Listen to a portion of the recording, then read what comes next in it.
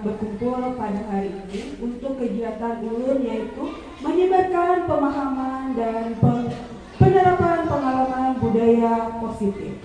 Pertama-tama ulun ucapkan terima kasih banyak kepada kepala sekolah yang telah memberikan izin dan juga telah memfasilitasi kegiatan ulun pada hari ini.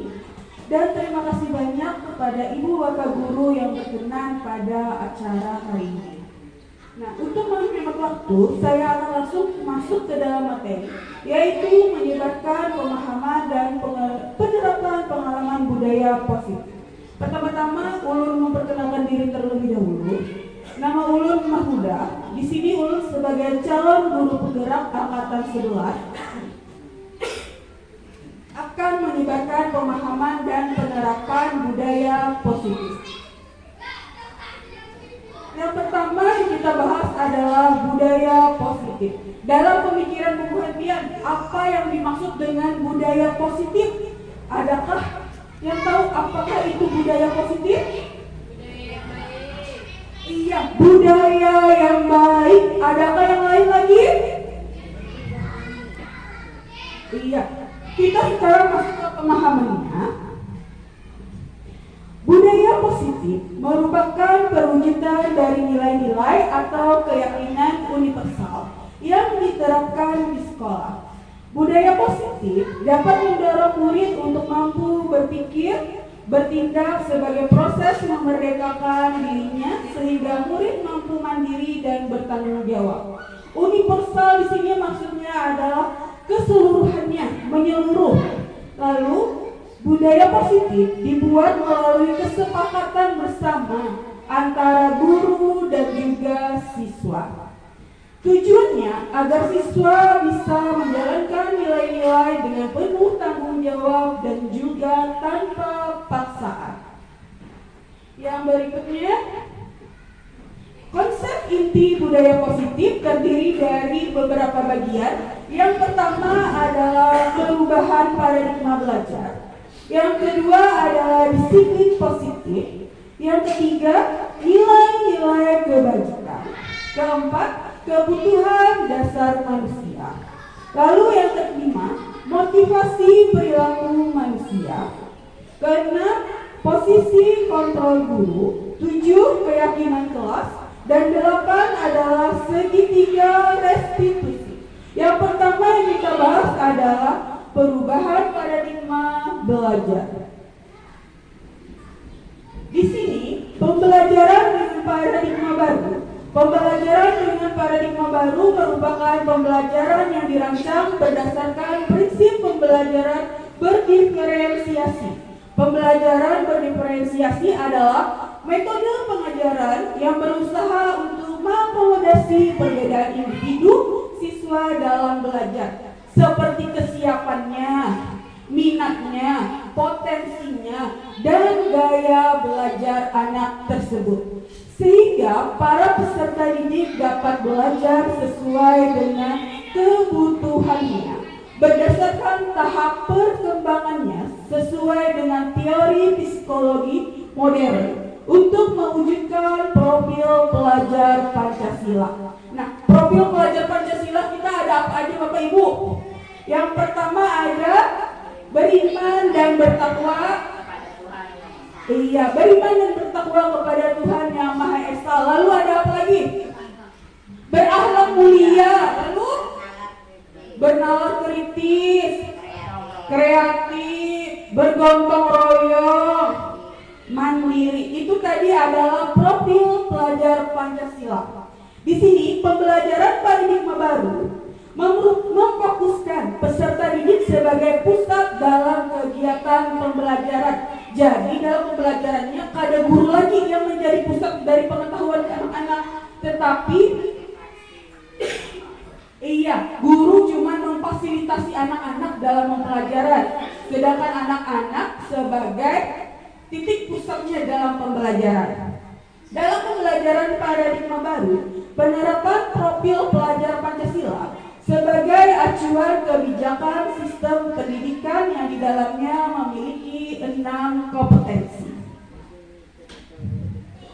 Nah, ini miskonsepsi tentang teori kontrol. Maksudnya, miskonsepsi ini adalah pemahaman yang salah tentang kita di sekolah, yaitu ilustrasi guru mengontrol murid.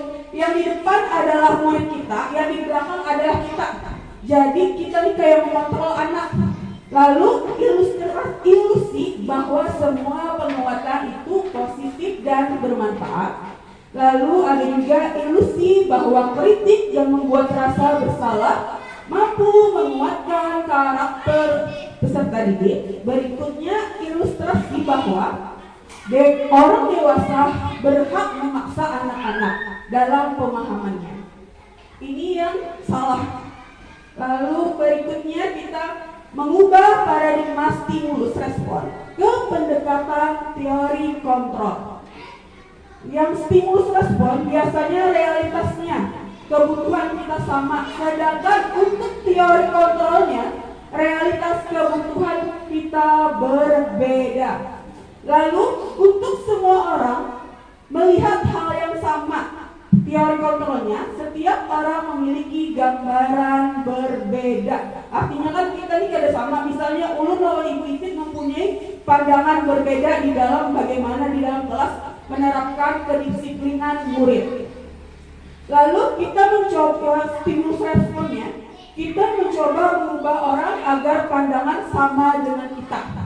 Lalu teori kontrolnya, kita berusaha memahami pandangan orang lain tentang dunia. Di sini stimulus yang teori kontrolnya, kita mencoba memahami bagaimana pandangan orang lain, bukan memaksakan kehendak kita, pandangan kita. Lalu perilaku buruk dilihat sebagai suatu kesalahan. Semua perilaku memiliki tujuan sebenarnya, itu yang dari teori kontrolnya. Lalu stimulus respon, orang lain bisa mengontrol saya. Lalu teori kontrolnya, hanya Anda yang bisa mengontrol diri Anda. Nih, saya beranggapan saya bisa mengontrol anak-anak. Sebenarnya kalau ada ulun dihatikin, kekanakan berubah lagi seperti yang biasa dia lakukan. Lalu pemaksaan ada pada saat bujukan gagal. Kalau yang teori kontrolnya, kalau kolaborasi dan konsensus menciptakan pilihan-pilihan baru. Pemaksaan ada pada saat bujukan gagal. Itu beberapa kali mencobakan pada anak-anak. Nih, pemaksaan ada pada saat bujukan gagal. Misalnya ulun menyuruh kekanakan nih mengerjakan, tapi ulun sudah terangkan punya gagal. Ulun paksakan sampai punya bisa. Itu yang ulun lakukan. Sebenarnya itu adalah yang salah. Lalu kita masuk ke disiplin positif. Disiplin positif adalah pembiasaan hal yang baik, mencakup sikap atau perilaku maupun tutur kata oleh seluruh warga sekolah, terutama bagi peserta didik agar dapat berkembang menjadi pribadi yang kritis, mandiri, dan bertanggung jawab. Nah, sebenarnya kita sudah sering melakukan disiplin positif. Contohnya, apabila di kelas 1, Ibu Hana kan mengajarkan apabila lewat di depan orang tua yang lebih tua mengucapkan permisi. Lalu apalagi? Nah, bila berbuat salah minta maaf. Apalagi ada lagi? Bila diberi hadiah mengucapkan terima kasih. Itu adalah disiplin positif yang kita sering lakukan di dalam kelas. Lalu sebagai pendidik, tujuan kita adalah menciptakan peserta didik yang memiliki disiplin diri sehingga mereka berperilaku mengacu pada nilai-nilai kebajikan universal dan memiliki motivasi dalam diri menuju pemahaman perilaku ke arah yang lebih baik. Lalu berikutnya adalah nilai-nilai kebajikan. Nilai yang disepakati bersama lepas dari suku, agama, bahasa, ataupun maupun latar belakangnya. Contoh nilai kebajikan institusi atau organisasi Yang pertama, profil pelajar Pancasila yang tadi ada beriman dan bertakwa kepada Tuhan Yang Maha Esa dan berakhlak mulia. Lalu ada berkebinekaan global, gotong royong, mandiri, kreatif, dan juga bernalar kritis. Untuk yang berikutnya adalah Ibo Primary Youth Program atau FYP, di mana toleransi, rasa hormat, integritas, mandiri, antusias, empati, pengetahuan, keingintahuan, kreativitas, kerjasama, percaya diri, dan komitmen. Berikutnya adalah keterampilan hidup atau life skill. Dapat dipercaya, lurus hati, pendengar yang aktif, tidak merendahkan orang lain dan memberikan yang terbaik dari dirinya. Lalu kita masuk ke dalam kebutuhan dasar manusia. Kebutuhan dasar manusia merupakan sesuatu yang kita lakukan untuk mendapatkan apa yang kita inginkan. Seluruh tindakan yang kita lakukan memiliki tujuan. Semua usaha terbaik yang kita lakukan agar kebutuhan dasar kita terpenuhi dengan baik. Lalu di sini ada 5 kebutuhan dasar manusia. Yang pertama adalah bertahan hidup. Bertahan hidup ini maksudnya dalam makanan, pakaian, tempat tinggal, keamanan, dan juga kesehatan. Lalu untuk kasih sayang dan rasa diterima. Rasa diterima, dipedulikan, berbagi, bekerja sama, dan menjadi bagian dalam kelompok. Untuk penguasaan, harga diri, di sini dimaksud harga diri, keinginan untuk dianggap, lalu memimpin, berprestasi, diakui dan didengar. Untuk kebebasan, terdiri dari mandiri, memiliki pilihan, mencoba hal baru, dan mampu mengendalikan arah dirinya.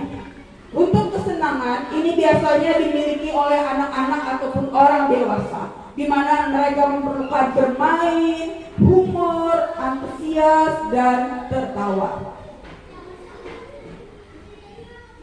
Lalu berikutnya adalah motivasi perilaku manusia, yaitu motivasi intrinsik untuk menghindari ketidaknyamanan ataupun hukuman, lalu mendapatkan imbalan ataupun penghargaan dari orang lain.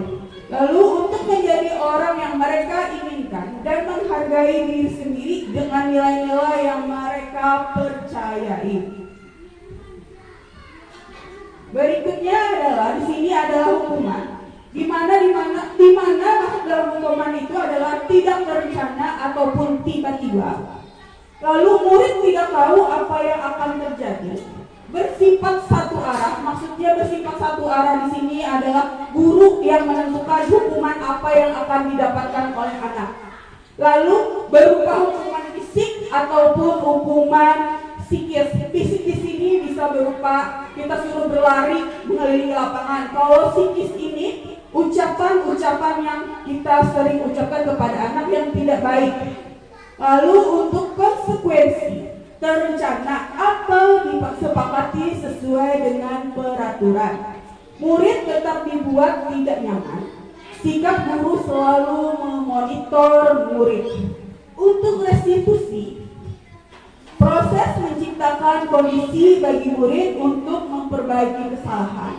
Proses kolaboratif yang mengajarkan murid untuk mencari solusinya sendiri.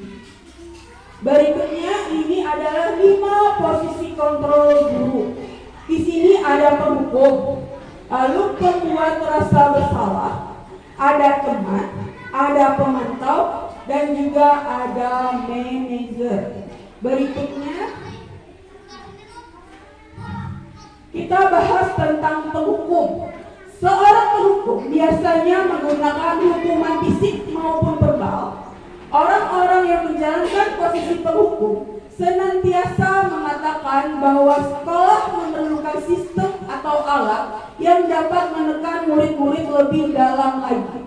Guru-guru yang menerapkan posisi pendukung akan berkata, "Patuhi aturan saya," atau "awas. Lalu kamu selalu salah." Berikutnya adalah selalu, pasti selalu yang terakhir selesai. Guru seperti ini senantiasa percaya hanya ada satu cara agar pembelajaran bisa berhasil, yaitu dengan cara dia, yaitu dengan menghukum anak apabila melakukan suatu pelanggaran. Lalu pembuat merasa bersalah. Pada posisi ini, biasanya guru akan bersuara lebih lembut. Pembuat merasa bersalah akan menggunakan keheningan yang membuat orang lain merasa tidak nyaman. Merasa tidak nyaman, bersalah, atau rendah diri. Kata-kata yang keluar dengan lembut akan seperti, "Ibu sangat kecewa sekali dengan kamu. Berapa kali Bapak harus memberitahu kamu ya? Gimana coba kalau orang tua kamu tahu kamu berbuat begini?"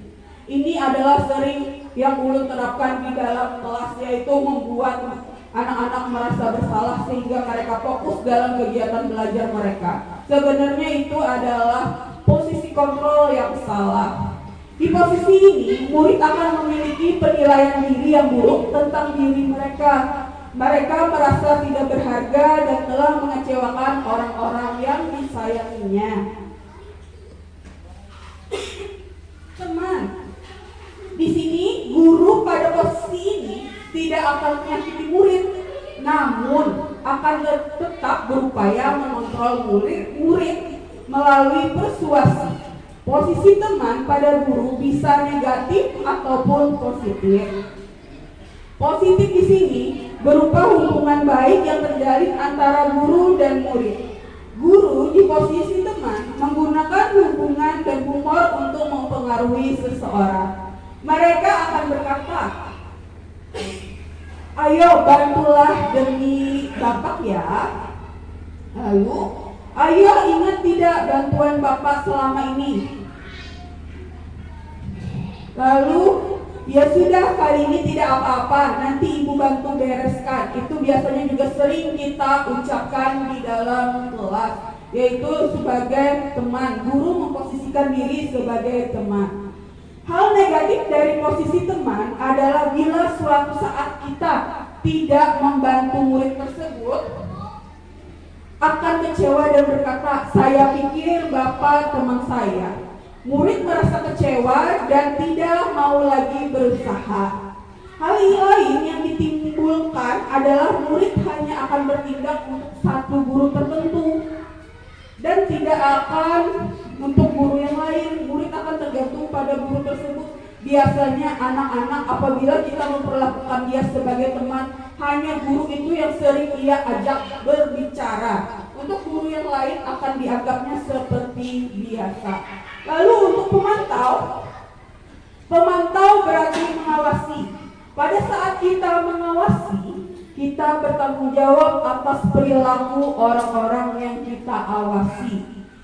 Pada posisi pemantau, berdasarkan pada peraturan dan konsekuensi, dengan menggunakan sanksi atau konsekuensi, kita dapat memisahkan hubungan pribadi dengan murid.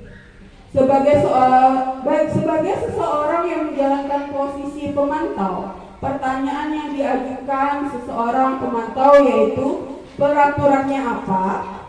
Apa yang telah kamu lakukan? Lalu sanksi atau konsekuensinya apa? Seorang pemantau sangat mengandalkan perhitungan, catatan, dan data yang dapat digunakan sebagai bukti atas perilaku seseorang.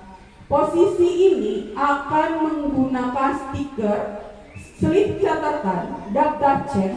Posisi pemantau sendiri berawal dari teori stimulus respon yang menunjukkan tanggung jawab guru dalam mengontrol muridnya. Berikutnya adalah posisi manajer. Dalam posisi ini di mana guru membuat sesuatu bersama murid. Mempersilahkan murid mempertanggungjawabkan perilakunya, mendukung murid agar dapat menemukan solusi atas permasalahannya sendiri. Manajer, murid diajak untuk menganalisis kebutuhannya maupun kebutuhan orang lain. Di sini penekanan bukan pada kemampuan membuat konsekuensi, namun dapat berkolaborasi dengan murid bagaimana memperbaiki kesalahan yang ada. Seorang manajer akan berkata, apa yang kita yakini kembali ke keyakinan kelas. Apakah kamu meyakininya? Jika kamu meyakininya, apakah kamu bersedia memperbaikinya? Jika kamu memperbaiki ini, hal ini akan menunjukkan apa tentang dirimu. Apa rencana kamu untuk memperbaiki hal ini? Tugas seorang manajer bukan untuk mengatur perilaku seseorang. Kita membimbing murid untuk dapat mengatur dirinya. Seseorang manajer bukannya memisahkan murid dari kelompoknya, tetapi mengembalikan murid tersebut ke kelompoknya dengan lebih baik dan kuat. Ini adalah contoh lain penerapan 5 posisi kontrol guru. Di sini kasusnya maksudnya adalah pelanggaran yang dilakukan oleh anak, yaitu murid tidak mengerjakan tugas yang diberikan guru. Untuk posisi penghukum, maka akan mengucapkan berdiri dengan sebelah kaki di depan kelas. Itu adalah yang diucapkan oleh penghukum. Berikutnya adalah membuat rasa bersalah. Kesekian kali ibu sudah ingatkan, kamu senang ya melihat ibu terus-terusan bertindak seperti ini. Itu adalah pembuat rasa bersalah yang sering diucapkan oleh mereka. Lalu untuk teman, di sini kalimatnya seperti membujuk. Ayo dong, kamu kerjakan tugasnya. Nanti kalau kamu sudah selesai, kita main game. Ini anak diminta untuk menyelesaikan lalu diberi bujukan. Kalau sudah selesai, kita bermain game katanya. Itu untuk teman. Lalu untuk pemantau, kamu sudah melakukan kesalahan dan sudah mengetahui konsekuensinya. Sekarang selesaikan dan segera kumpulkan. Di sini pemantau adalah kamu sudah melakukan kesalahan, ya. Artinya ini menunjuk anak sudah melakukan kesalahan, tetapi tidak mencarikan solusinya, langsung disuruh untuk melakukan konsekuensinya. Berikutnya adalah manajer. Nah, kalau untuk manajer, apa kamu tahu kesalahanmu? Kita bertanya terlebih dahulu apa kesalahan yang telah dilakukan oleh anak tersebut. Lalu untuk keyakinan sekolah, apa yang kamu langgar? Kita bertanya apa yang telah dilanggarnya, keyakinan apa yang telah dilanggarnya. Berikutnya baru, dan apa yang akan kamu lakukan untuk menyelesaikannya. Nah, guru di sini juga yang pertama diminta untuk bertanya bagi apa kesalahan yang telah dilakukannya. Lalu diminta untuk menyebutkan apa yang telah dilanggarnya, keyakinan kelasnya. Berikutnya baru guru menuntun murid dalam mencari penyelesaian masalah tersebut. Itu adalah manajer. Perbedaan manajer dan pemantau. Sebenarnya pemantau dan manajer hampir sama sebutannya, pengertiannya. Tetapi kalau untuk pemantau lebih dari menyebutkan kesalahan, langsung melaksanakan hukuman. Kalau untuk manajer ini kita menanyakan kesalahan, lalu menyebutkan keyakinan kelas yang dilanggar, lalu mencarikan solusi bagaimana menyelesaikan masalah tersebut. Berikutnya kita akan main tebak-tebakan, Bapak Ibu. Di sini kita main tebak-tebakan. Posisi kontrol apakah aku? Di sini saya kecewa sekali dengan kamu. Itu adalah posisi kontrol apa? Tadi kan ada posisi kontrolnya penghukum, pembuat rasa bersalah, lalu ada pemantau, ada manajer, lalu saya kecewa sekali dengan kamu. Itu adalah apa? Termasuknya sebagai posisi kontrol. Di sini adalah membuat rasa bersalah. Nah, pertanyaan berikutnya di sini. Kamu tidak pernah benar melakukannya. Sekarang keliling lapangan 3 kali. Itu adalah tugas kontrol apa? Posisi kontrol. Iya, kita penghukum. Kita lihat penghukum. Karena ia langsung disuruh berkeliling lapangan tanpa harus kita tanya, kenapa kamu melakukan itu? Tanpa menanyakan apa keyakinan kelas yang dilanggarnya dan tanpa mencari solusinya. Berikutnya, kira-kira bagaimana kamu akan memperbaiki masalah ini? Nah, itu posisi kontrol apa? Nah, pilihannya tadi ada penghukum sebagai teman, pembuat rasa bersalah, lalu manajer, pemantau, apa? Iya, kita lihat apakah benar itu manajer. Iya, manajer. Berikutnya, di sini, ayolah lakukan demi ibu. Sebagai teman kata Pak Junai, kita lihat. Iya, sebagai teman. Berikutnya, kamu terlambat 15 menit. Apakah kamu sudah mengerti konsekuensi yang dilakukan bila terlambat? Apa? Coba. Pilihannya penghukum, pembuat rasa bersalah, lalu pemantau. Pembuat rasa bersalah, Pak Junai apa? Pemantau, pembuat rasa bersalah, lalu pemantau. Kalau Ibu Hikmah lawan Pak Junai apa? Penghukum, pembuat rasa bersalah, lalu manajer. Kalau Ibu Hikmah manajer, kalau Ibu Mia pembuat rasa bersalah, kalau Ibu Pipin pemantau. Nah, kita coba lagi tebak jawabannya. Siapa yang benar? Dapat apa? Pemantau. Bu Ipit yang benar ternyata pemantau.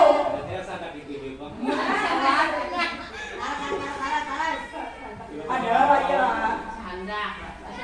Nah, sudah habis Bu Ipit tebak-tebakannya. Action. Selanjutnya kita bahas tentang keyakinan kelas, di mana keyakinan kelas merupakan kesepakatan kelas yang diyakini bersama guru dan juga murid dengan harapan dapat meningkatkan kedisiplinan murid. Di sini keyakinan kelas berupa pernyataan universal, yaitu pernyataan bersama, dibuat dalam bentuk positif dan bersifat abstrak. Keyakinan kelas hendaknya tidak terlalu banyak sehingga mudah diingat anak dan juga dipahaminya. Lalu semua warga kelas ikut berkontribusi dalam pembuatan keyakinan kelas lewat kegiatan mengutarakan pendapat. Nah, di sini kan ada keyakinan kelas. Ulun ingin bertanya, bagaimana dengan keyakinan kelas bubuhan pian? Kalau di kelas 4, ulun bikin keyakinan kelasnya apabila terlambat menyapu di pagi hari, maka pada saat jam istirahat dia akan melakukan menyapu terlebih dahulu, baru istirahat kembali. Kalau untuk kelas yang lain bagaimana? Untuk kelas 6 bagaimana?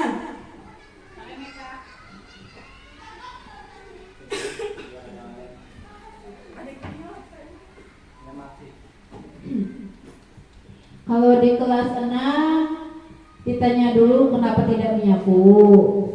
Terus kesepakatan kelas untuk kelas 6 adalah dia ikut untuk jadwal besok. Tapi biasanya anak-anak kelas 6 menyapu itu saat pulang sekolah. Jadinya ikut juga saat menyapu saat pulang sekolah. Terus besoknya ikut lagi. Oh iya, Hukumannya bukan hukuman, kesadaran masing-masing. Jadi mereka sadar kalau mereka hari ini tidak menyapu, maka esoknya harus menyapu. Itu tadi adalah. Sekarang kita masuk ke dalam keyakinan kelas, di mana keyakinan kelas merupakan kesepakatan kelas yang diyakini bersama guru dan murid dengan dengan harapan dapat meningkatkan kedisiplinan murid. Keyakinan kelas berupa pernyataan universal dibuat dalam bentuk positif dan bersifat abstrak. Keyakinan kelas hendaknya tidak terlalu banyak sehingga mudah diingat dan dipahami oleh anak. Semua warga kelas ikut berkontribusi dalam pembuatan keyakinan kelas lewat kegiatan mengutarakan pendapat. Kalau di kelas 4, kami membuat keyakinan kelas pada pertemuan pertama, yaitu kami membuat kesepakatan apa saja yang boleh dilakukan di kelas dan apa saja yang tidak boleh dilakukan di dalam kelas. Contohnya, makan pada saat jam pembelajaran berlangsung. Untuk bubuhan pian, untuk kesepakatan kelasnya, adakah yang lain daripada ulut? Iya, untuk Ibu Hikmah, saya persilahkan.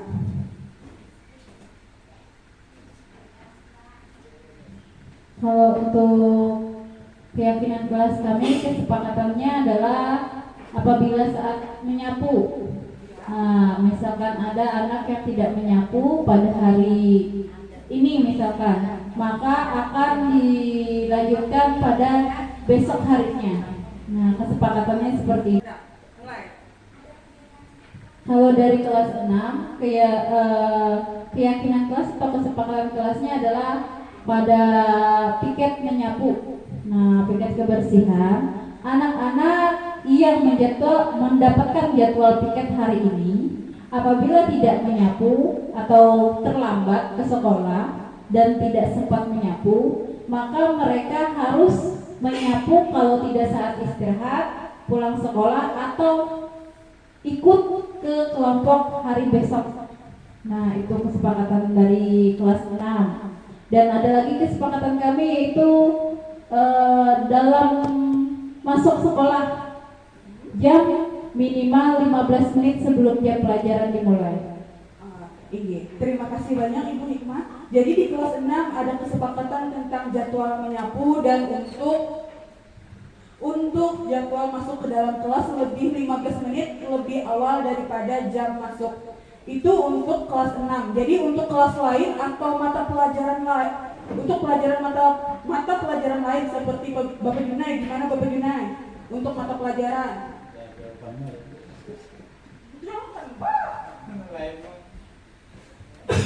Nah, untuk kelas 1 Ibu? Untuk kelas 1 Bu mungkin ini aja, karena secara global aja penerapannya. Apabila mereka mau keluar ataupun mau ke kamar kecil, mereka harus izin. Nah, minta izin itu aja Bu. Tapi untuk yang lainnya mungkin belum ada Bu lah. Itu dulu yang pertama untuk penerapannya.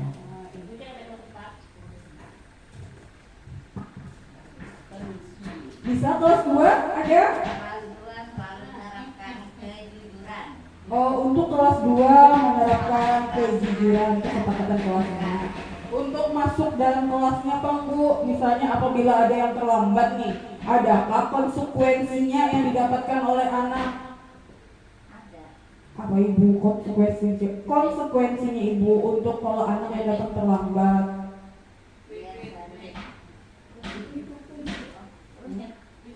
Oh, di mikrofonnya ambil. Jadi apa biasanya kalau terlambat saya lakukan pendekatan, saya tanya dulu kenapa alasan diri terlambat, kemudian saya beri hukuman yang ringan aja seperti menghafal Pancasila mungkin, kemudian saya berikan pertanyaan yang berkaitan dengan pelajaran. Itu aja. Jadi ada kesepakatan dari kelas 6 yaitu tentang jadwal pembelajaran dan jam masuk. Untuk kelas 1 seperti contohnya adalah meminta izin dulu untuk keluar kelas ataupun mau ke WC. Lalu untuk kelas 2 itu seperti konsekuensinya dapat kalau terlambat masuk ke dalam kelas, konsekuensinya seperti menghafal Pancasila Bu, itu. Nah, sekarang kita masuk ke dalam segitiga restitusi. Segitiga restitusi ada 3. Yang pertama yaitu identitas. Yang kedua adalah validasi tindakan yang salah. Ketiga adalah menanyakan keyakinan. Segitiga restitusi adalah suatu proses dialog yang dijalankan oleh guru dapat menghasilkan murid yang mandiri dan bertanggung jawab. Segitiga restitusi membantu murid memiliki tujuan, disiplin positif dan memperbaiki dirinya setelah berbuat salah. Restitusi bukan untuk menebus kesalahan, namun untuk belajar dari kesalahannya. Contohnya nih, anak ulun pernah mengalami namanya makan saat jam pembelajaran. Itu ulun tanya, ulun panggil nih dulu. Saat anak-anak yang lain sudah keluar, ulun panggil, ulun tanya, kenapa aja, benarkah pian makan di dalam kelas pada saat jam pembelajaran? Katanya benar. Lalu dia ulun, kenapa jadi sampai makan di dalam kelas? Karena lapar dia. Lalu ulun tanya lagi, kenapa? Macam-macam yang ulun tanya. Sampai ulun memberikan solusi agar bukannya ulun memberikan, tapi ulun memberikan tuntunan kepada anak supaya ini bisa mencari solusinya sendiri dengan tuntunan guru agar kegiatan tersebut tidak terulang kembali.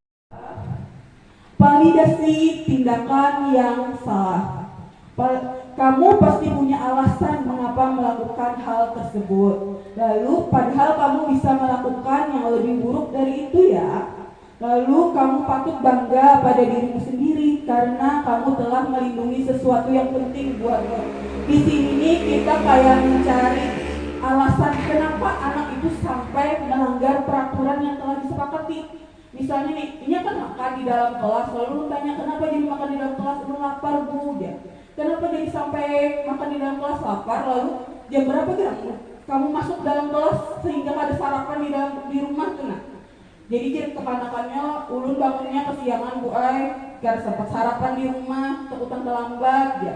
Lalu ulun tanya-tanya sampai kita mencari solusi bersama, itu dari restitusi. Lalu yang berikutnya adalah menanyakan keyakinan kelas. Keyakinan kelas ini yang kita disepakati di awal pembelajaran. Apa keyakinan kelas kita? Lalu nilai-nilai apa yang telah kita sepakati? Nah, disepakati ini kan artinya kita membuat keyakinan kelas ini kan bersama anak-anak. Lalu seperti apa gambaran kelas yang ideal menurut kamu? Kamu mau jadi orang seperti apa? Ini kesepakatan kelasnya yang kita buat bersama anak-anak kayak yang tadi tentang jadwal menyapu, lalu ketepatan dalam masuk dalam kelas, izin saat keluar, itu adalah keyakinan kelas. Lalu berikutnya,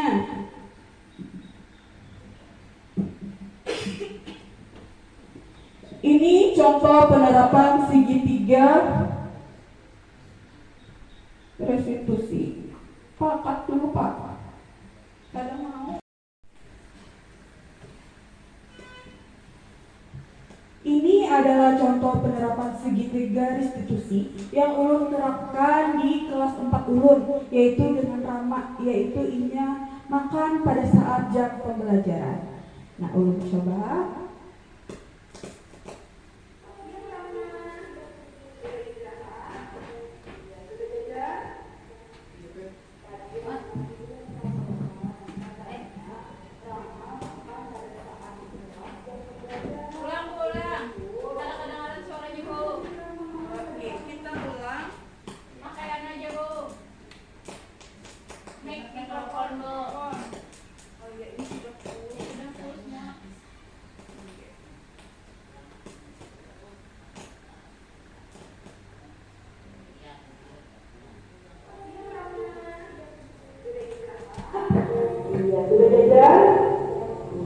Lagi Rama juga melaporkan katanya Rama makan pada saat di kelas jam pembelajaran. Apakah itu betul? Kenapa jadi Rama makan pada saat jam pembelajaran? Laparlah orang yang makan rumah. Kenapa dia tidak salah Rama? Oh jadi Rama takut terlambat ke sekolah sehingga dia sarapan. Emang dia tidak pernah di rumah tadi.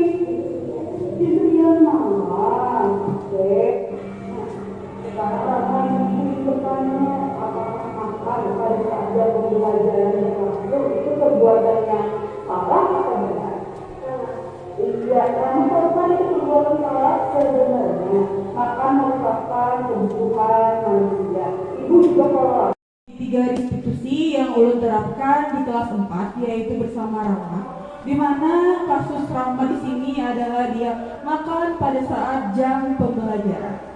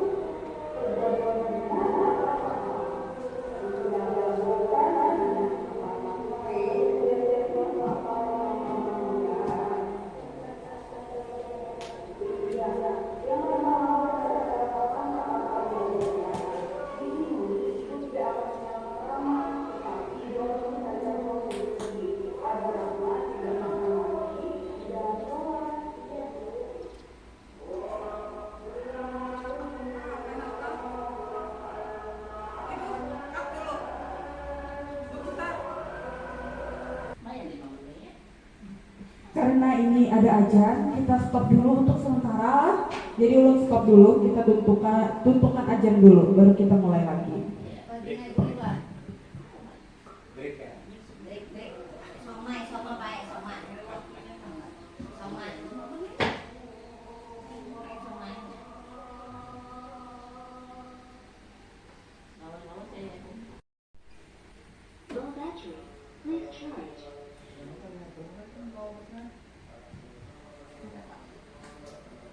Nah, tadi adalah hasil dari yang ulun pelajari dari pendidikan calon guru penggerak.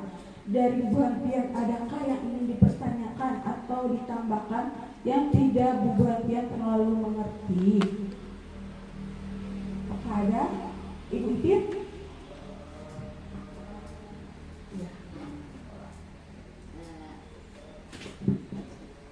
Ya, terima kasih.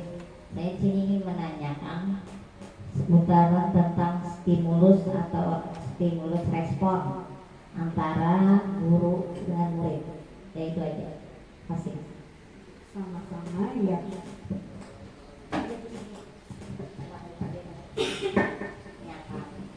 Ibu Ipit bertanya bagaimana stimulus respon antara guru dan juga murid.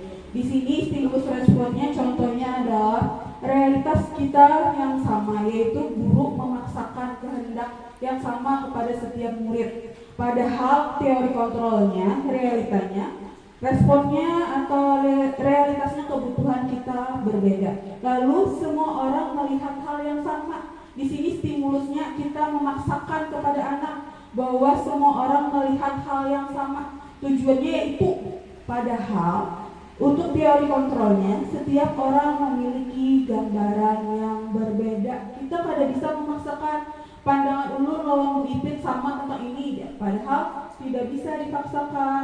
Lalu untuk yang perilaku buruk dilihat sebagai suatu kesalahan, itu adalah stimulus responnya. Untuk teori kontrolnya, semua perilaku memiliki tujuan. Apabila anak melakukan suatu kesalahan, pasti ada tujuannya. Tapi untuk stimulus respon tidak melihat apa itu tujuannya. Begitu Ibu Ipit, bagaimana? Yang jelas. Atau pihak ingin menambahkan, Ibu Ipit?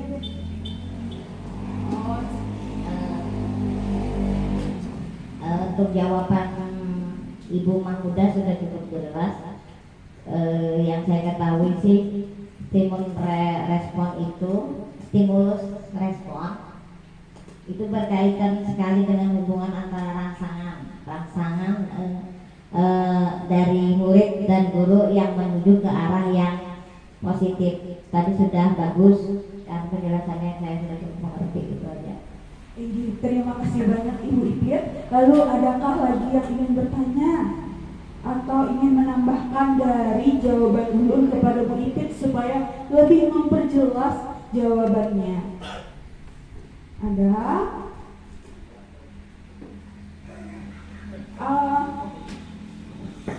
Bapak Kepala Sekolah? Pun?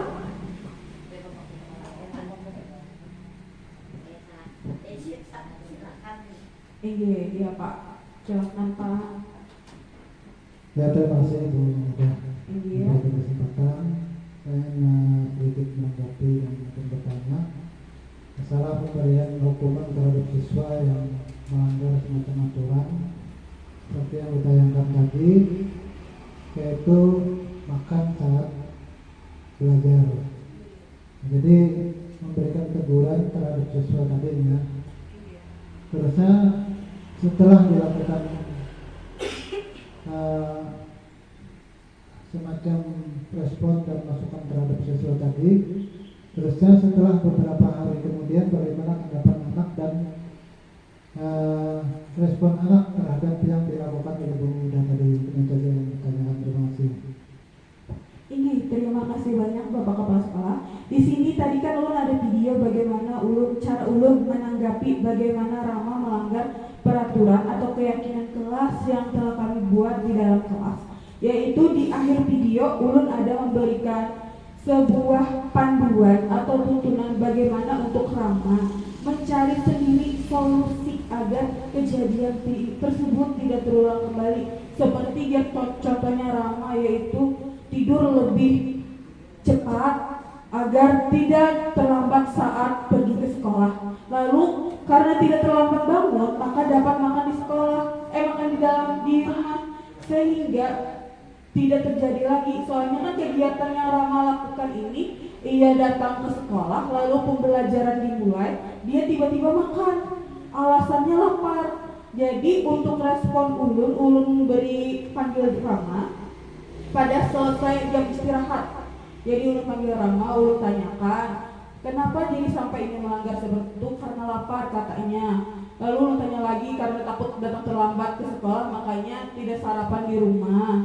Jadi pada solusi akhir Ulun tuntut Rama mencari penyelesaiannya sendiri, bukan yang Ulun mencarikan solusinya, tapi Ulun yang menuntut anak tersebut mencari solusinya sendiri. Lalu dia Rama untuk solusinya supaya tidak terlambat ke sekolah, yaitu tidur tidak makan di dalam kelas, yaitu tidur lebih cepat supaya datang ke sekolah lebih cepat juga, sehingga di rumah kalau makan yaitu bisa sarapan, sehingga di sekolah tidak sarapan lagi, baru pas istirahat baru makan lagi. Jadi belum pastikan lagi kapan dia dapat melakukan hal tersebut agar kejadian itu terulang. Katanya mulai besok. Jadi kita tetap mengontrol anak. Besok apakah ada masih laporan dari anak yang lain melihat dari tingkah lakunya Rama. Kalau masih ada kejadian tersebut, baru Ulun bicarakan dengan orang tuanya. Baru Ulun komunikasikan dengan orang tuanya agar kejadian tersebut tidak terulang kembali. Itu tadi adalah jawaban Ulun. Bagaimana menurut Bapak? Jadi yang maksud itu hasil lanjutannya setelah beberapa hari, apakah anak tersebut berubah perilakunya atau tidak? Ini Pak, alhamdulillah saat besoknya lagi tidak terulang lagi Pak. Soalnya kan anaknya biasanya merasa terlalu, Ulun ini melanggar peraturan, sudah dipanggil nih Ulun untuk bukan jika anak lagi mengulangi. Alhamdulillah esoknya kan tidak dapat lagi laporan dari teman-temannya Pak. Ya, terima kasih. Alhamdulillah. Artinya apa yang telah dilakukan oleh Ibu Muda sudah berhasil dan anak sudah bisa mengontrol dirinya sendiri. Terima kasih. Terima kasih banyak Bapak. Itu tadi adalah hasil dari pembelajaran Ulun. Sekarang kita akan ada Adakah yang lagi ingin bertanya? Apa kita cukup? Ya, sekarang kita akan melakukan refleksi. Di sini ulun ingin ibu-ibu yang merefleksikan pembelajaran kita pada hari ini. Bagaimana perasaannya saat mengikuti presentasi ulun pada hari ini? Adakah yang ingin mengutarakannya? Ibu Ipit?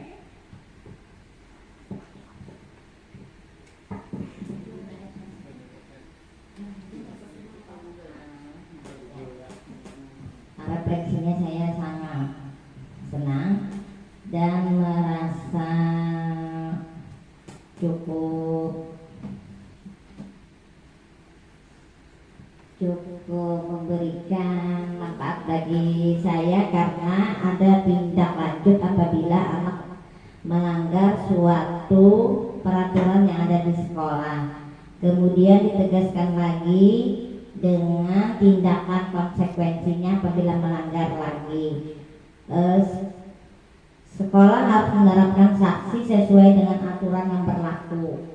Bisa melibatkan, tadi sudah dijelaskan oleh Ibu Mahmudah, bisa melewati anak-anaknya dipanggil, terus bisa kolaborasi sama orang tua juga biar pelanggarannya tidak berkelanjutan. Itu aja. Terima kasih, itu dari tadi. Itu tadi adalah refleksi dari Ibu Pit merasa senang dalam acara hari ini.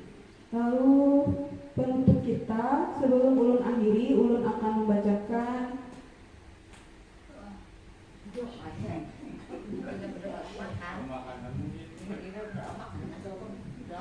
penutup. Dalam penerapan program disiplin positif, hendaknya guru memiliki standar kepribadian, profesional dan sosial yang baik, di mana guru mampu merefleksikan dirinya sebagai among atau sebagai manajer, bukan lagi sebagai penghukum atau teman atau yang lainnya, tapi sebagai manajer yang menuntun murid-muridnya menjadi insan yang mandiri, merdeka, dan bertanggung jawab. Sekian dari presentasi ulun hari ini. Ulun ucapkan terima kasih banyak atas partisipasi Bubuhan Pian dalam acara kegiatan ulun, yaitu penerapan disiplin positif atau budaya positif. Ulun akhiri, wabillahi taufiq wal hidayah. Wassalamualaikum warahmatullahi wabarakatuh.